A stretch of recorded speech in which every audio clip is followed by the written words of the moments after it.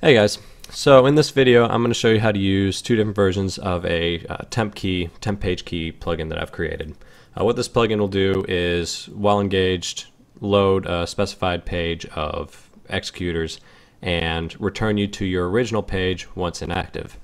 This is the benefit of this, that it'll give you quick access to certain executors such as maybe house lights, special masters, changeover looks, whatever, that you will want quick access to but won't necessarily be using frequently, so you don't want them taking up space on your show executors.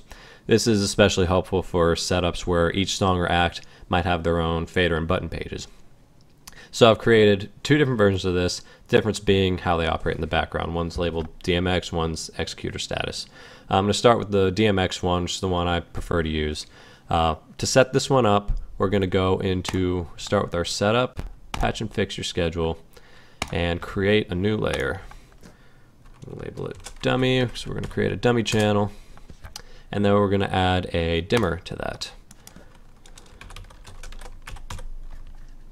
One of them.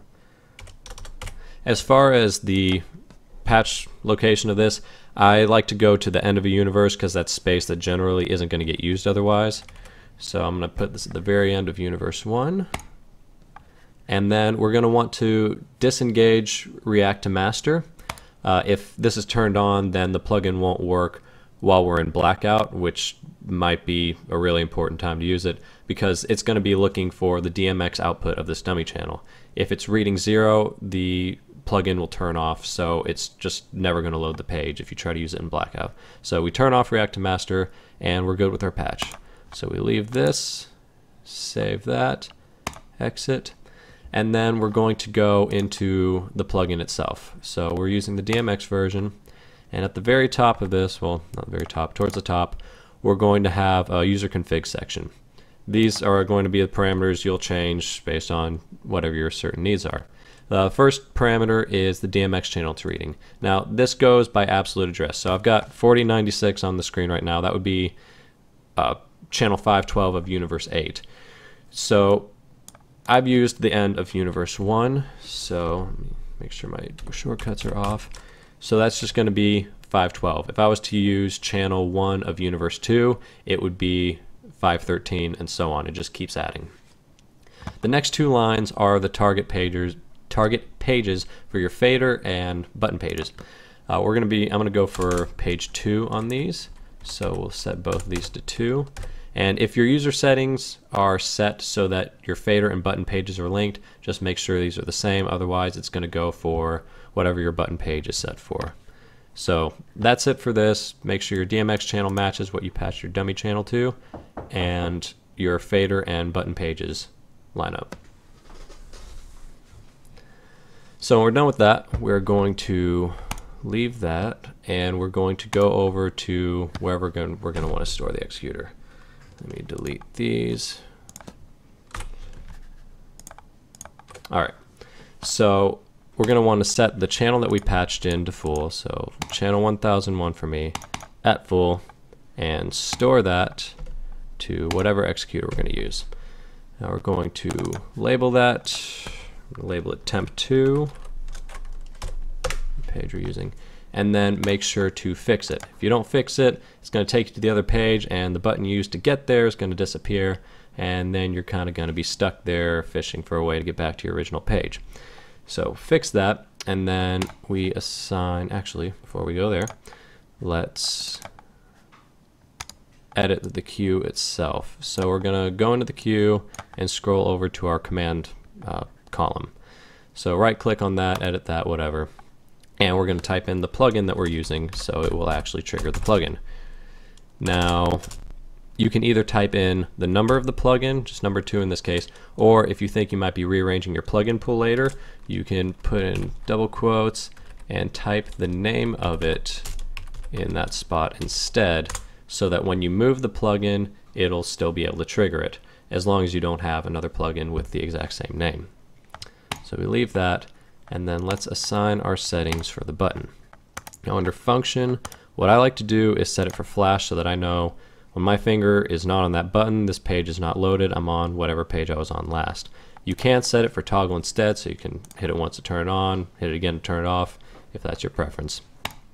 Under the Options tab, we're going to go under the Protect column and engage Swap Protect, Kill Protect, Ignore Executor Time, and then turn off on overwritten. Now that shouldn't actually be relevant.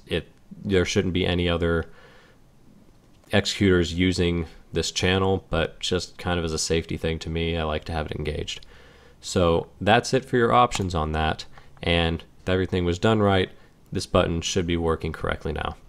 Unfortunately, you can't test it on MA on PC because the plugin requires active DMX output, and since MA on PC can't do that without a 2-port node or something, it's just going to read 0 all the time, and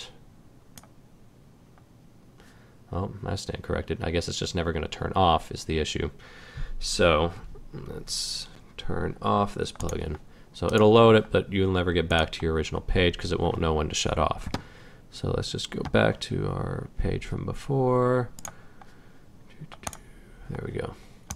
But yeah, you won't be able to see it function properly unless you have DMX output. Now, the second version of this is labeled executor status. The benefit of this one is it doesn't use any DMX output to know when to shut off. The downside of it is that if you want to move the button, like say I wanted to move this one from here to here, all I have to do afterwards is refix it and everything will work the same. If I hold it down, it'll take me to that other page, and then I still have to go back over, turn off the plugin, go to my masters, go back, whatever. If you change the location of the executor status one, since it's referencing the exact position of the executor, you're going to have to go and change your user config for it once you move the button.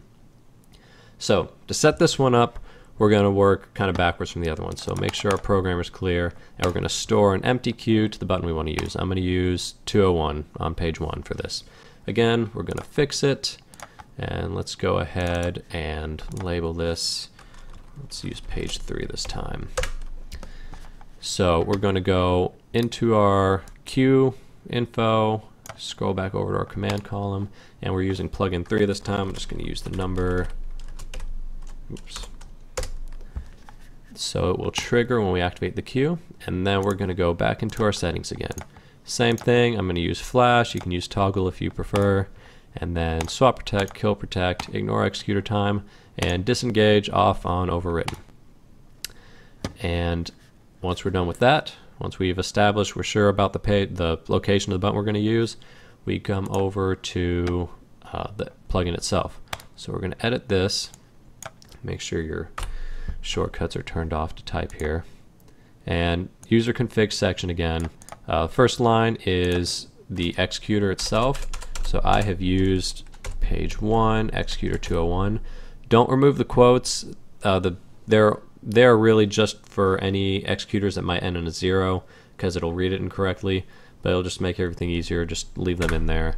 I'm going to use page 3 this time, so we're going to come down here, change these to 3s, and that's it for this. And plugin should be working. So if we go back over, what did I just do? If we go back over to this page, we'll actually be able to see it this time because it's not using DMX. If I hold flash down, it takes us to page 3. Once I release, we're back to page 1. That's the nice thing about this one. You can at least test it on PC before you show up to the console and you know that your button's working correctly. But that's it for the setup of these two plugins. Check the description below for download links for both of these, as well as a link to a video explaining how to get these into your show file for anybody who might be new to using plugins in their show files. Also, you can find other videos for other plugins that I've done on my channel, and feel free to drop me a line. My email is in the description below, giaffodesigns@gmail.com. If you have any questions or comments on any plugins that I've already done, or maybe suggestions for improvements on them or for other plugins, let me know and I'll see what I can do. But yeah, hope you guys find good use for this, and thanks for watching.